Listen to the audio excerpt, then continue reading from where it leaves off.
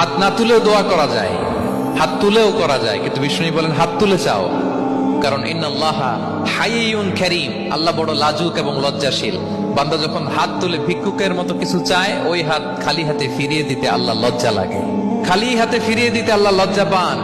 হাত তুলে চাইবেন, দোয়াতে আল্লাহর নামগুলো ধরে ধরে ডাকুন, ইয়া আল্লাহ, ইয়া রহমান, ইয়া রহিম, ইয়া হাইয়ু, ইয়া কাইয়ুম, বিরহমাতিকা আস্তাগীথ। আল্লাহর নাম ধরে ধরে চান, ওই দোয়া আল্লাহ কবুল করবেন। বিশ্বনবীর উপর দুরূদ পড়েন, যে বিশ্বনবীর উপর দুরূদ পড়ে না, ওই দোয়া আল্লাহর কাছে কবুল হয় না, এটা আকাশে পেন্ডিং থাকে। কুল্লু দুআ মুআল্লাক মাহজুব বাইনাস সামাই ওয়াল আরদি মা লাম ইউসাল্লা আলাইয়া।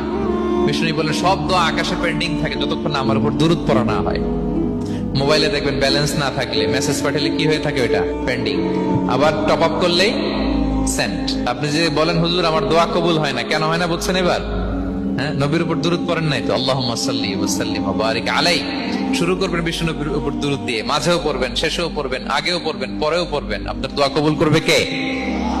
একাগ্র চিত্তে চাইতে হবে আল্লাহ তাআলার কাছে। ইফতারির আগে দোয়া কবুল হয়, দোয়া করবেন।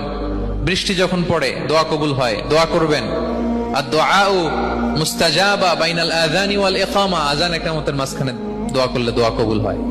আম্মা আব্বা দোয়া করলে দোয়া কবুল হয়। হজ থেকে যে রিসেন্ট ফিরে আসছে তার কাছে যে দোয়া চাবেন, দোয়া করলে দোয়া কবুল হয়। খাতমুল কোরআনের পরে দোয়া করলে ওই দোয়া কবুল হয়।